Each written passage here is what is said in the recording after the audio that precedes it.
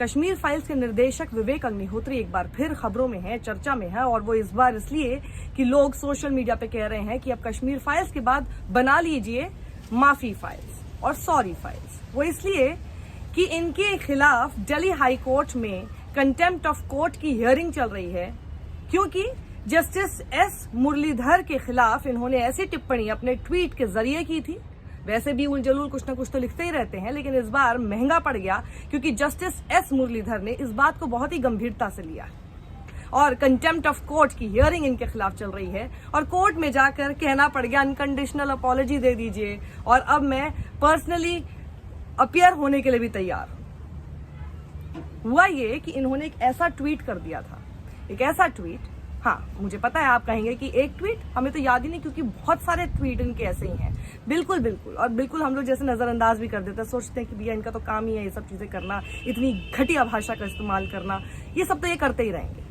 लेकिन हाँ ये जरूर होता है जब ये दूसरों के खिलाफ इस तरह की भाषा का इस्तेमाल करते हैं, उनको डिफेम करने की कोशिश करते हैं, तो लोग जब इनको बोलते हैं कि आपने क्या किया तो उसके बाद ये सीधे उसको जिहादी, टुकड़े टुकड़े गैंग, अर्बन नक्सल और न जाने क्या क्या कहकर ये सोचते हैं कि ट्विटर के फॉलोअर्स बटोरे जाएंगे। इनके पुराने ट्वीट्स तो आपको याद ही होंगे, चाहे वो हिंदू देवी देवताओं के खिलाफ हो या फिर महिलाओं के खिलाफ हो, इतनी अभद्र टिप्पणियां ये पहले पास्ट में कर चुके हैं। लेकिन क्योंकि आजकल राइट विंग का नया मसीहा बना है ये आदमी, तो इसलिए इनके खिलाफ कोई राइट विंग अंदर से आग बबूला नहीं होता कि जी उन लोगों की सेंटिमेंट भी हर्ट नहीं होती है। लेकिन इस बार क्या हुआ ना कि थोड़ा गलत फंस गई है। इनको लगा कि मैं तो भगवान हूं, अपनी भगवान है, उस मोड में चल रहे थे। लेकिन उसके बाद दिल्ली हाई कोर्ट ने बता दिया भैया बैठ जाओ, जमीन पे आ जाओ, थोड़ा सा सांस ले लो और ये देख लो कि बहुत ही घटिया भाषा का इस्तेमाल और साथ ही डिफेम करने की कोशिश आप कर रहे हैं। तो ये देखिए, Vivek Agnihotri tenders unconditional apology to Delhi High Court for remark against justice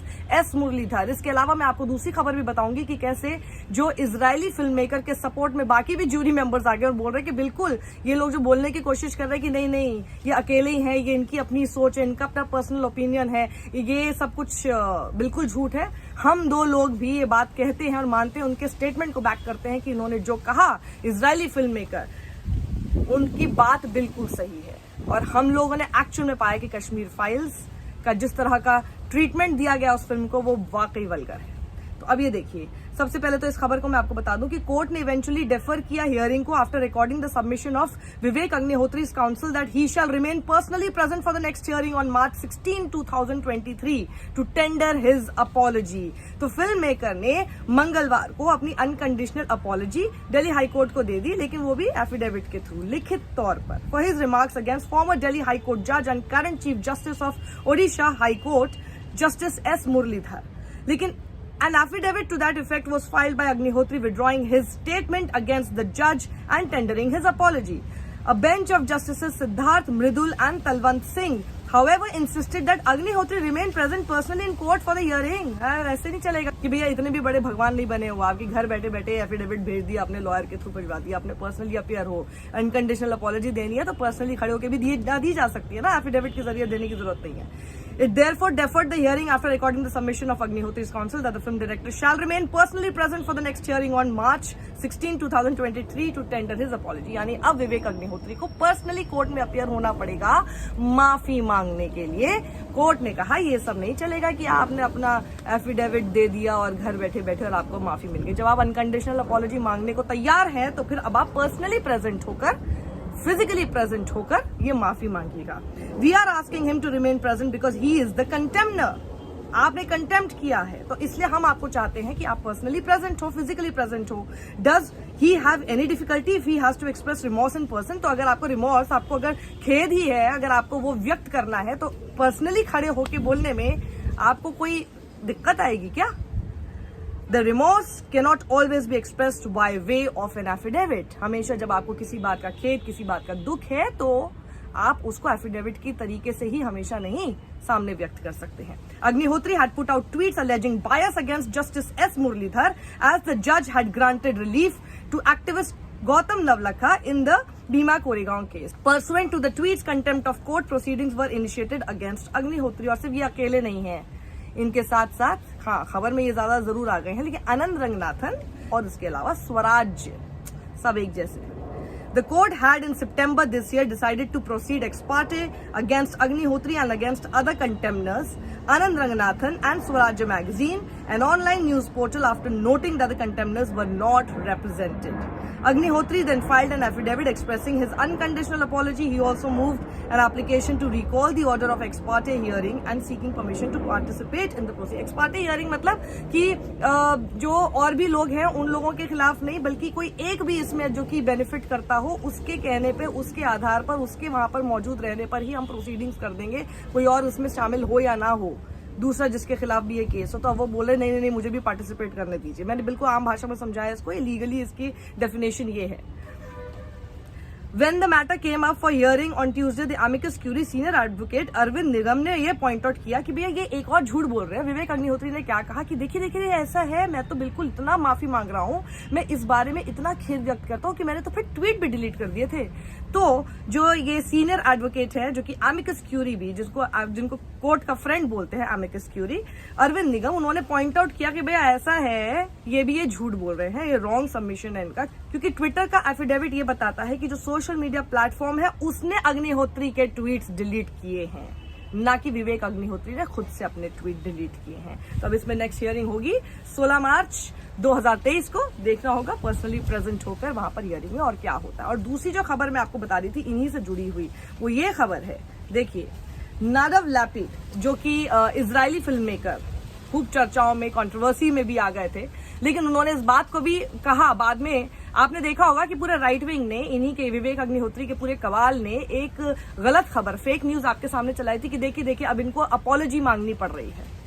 apology उन्होंने इस चीज के लिए नहीं मांगी थी कि उन्होंने इनकी फिल्म को वल्गर और प्रोपेगेंडा ड्रिवन कहा था, वो अभी भी इस बात पर कायम है। उन्होंने अपॉलॉजी इस बात के लिए कही क्योंकि इन लोगों ने इतना ट्विस्ट करके आप लोगों के सामने ये दिखाया कि जैसे कश्मीरी पंडितों के दर्द को उन्होंने वल्गर बोलने की कोशिश की है। नहीं, उन्होंने artistic representation of this film, उस कैटेगरी में वो फिल्म जिस तरह से बनाई गई है, उस पूरी फिल्म को ही उन्होंने बोला, उन्होंने उनके दर्द को नहीं बोला। और इसीलिए हम भी कहते हैं ना, कश्मीरी पंडित को आपका प्रोपेगेंडा नहीं चाहिए, उनको जस्टिस चाहिए। अभी भी बैठे हुए हैं, वो प्रोटेस्ट कर रहे हैं। कौन है जो कि उनका जाके दर्द सुन रहा है? ये लोग तो बैठ के अपने पैसे कमा के डकार के निकल गए, इन लोगों के नाम पर इनके दर्द को बेचकर। उनको कौन सुनने वाला है? और जैसे ही इनके ऊपर कोई उंगली उठाई जाए तो सीधे कश्मीरी पंडितों का कवच पहनकर यहाँ पर आपके सामने बैठ जाते बेवकूफ बनाने के लिए। उसी तरह से अब आप ये देखिए, उनको सपोर्ट मिलता है नादव लैपिड को from fellow jury members on the Kashmiri files row. 3 jury members, excluding the only Indian filmmaker on the panel, released a statement saying they agreed with Lapid's comments on the movie. उन्होंने कहा कि हम पूरी तरह से, जैसे एक इंडियन जूरी मेंबर, उनकी भी मैं दर्द समझ सकती हूँ, बिल्कुल वैसे ही जैसे कि जो इजरायली राजदूत ने एक शब्द लिखा था कि भैया तुम तो चले जाओगे, हमें यहीं रहना है, वो आप बात समझ सकते हैं। लेकिन 3 of Israeli filmmaker Nadav Lapid's fellow jury members have come out in his support, posting a statement to this effect on Twitter. In a statement published early on Saturday morning, jury member Jinko Goto, an Oscar-nominated BAFTA winner, and 2 fellow jurors, Pascal Chavans and Javier Anulo Baturin, stated that the entire jury knew and agreed with what Mr. Lapid said. We stand by his statement. It further went on to clarify that the 3 were not taking a political stance on the film's content.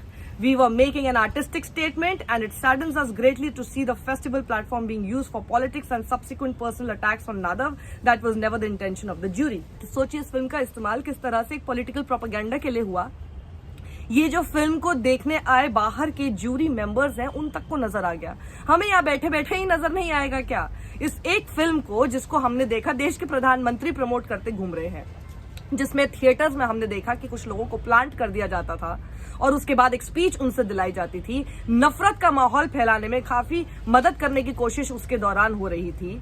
उस film को ऊपर बढ़ाने के लिए कोशिश की गई, लेकिन वो फिल्म जो लोग देखकर निकले, जो समझते हैं पूरा कश्मीरी पंडितों का दर्द क्या, यहाँ तक कि उन्होंने क्या कुछ सहा, उसमें किस तरह से प्रोपेगेंडा डाला गया, वो साफ दिखाई दे रहा है। और इन्होंने साफ बोला है कि हम कोई पॉलिटिकल स्टेटमेंट नहीं कर रहे हैं, हम लोग सिर्फ आर्टिस्टिक एक नजरिए से देख रहे हैं, जिसमें हमें लगता है कि यह उस प्लेटफॉर्म पर यह फिल्म होनी ही नहीं चाहिए थी, क्योंकि साफ दिखाई दे रहा है ये कितना पॉलिटिकल प्रोपेगेंडा इस फिल्म के जरिए करने की कोशिश हुई है।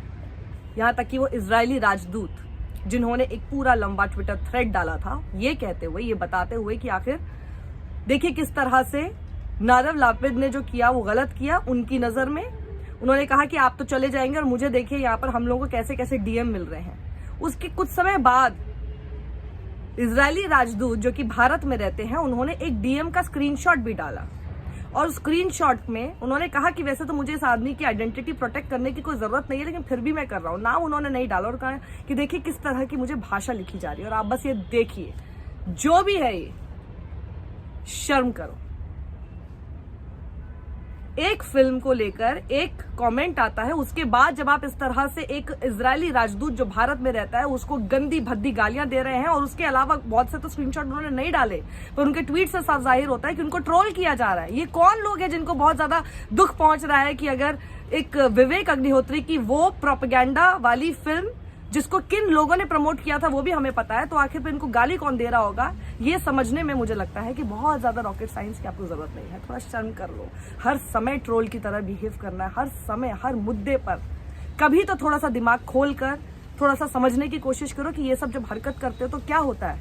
भारत का नाम बहुत अच्छा जाता है क्या दुनिया में? फिर अपने आप को बहुत बड़ा लोकतंत्र कहते हो और किसी एक ज्यूरी मेंबर का एक कहना बर्दाश्त नहीं हुआ आपसे। उसने कौन सा देश को कह दिया कुछ, एक फिल्म को कहा था, आप कैसे देश को उस फिल्म से इक्वेट कर रहे हैं? यही आप लोगों के साथ खिलवाड़ हो रहा है और इसको प्लीज मत होने दीजिए। सत्यमेव जयते।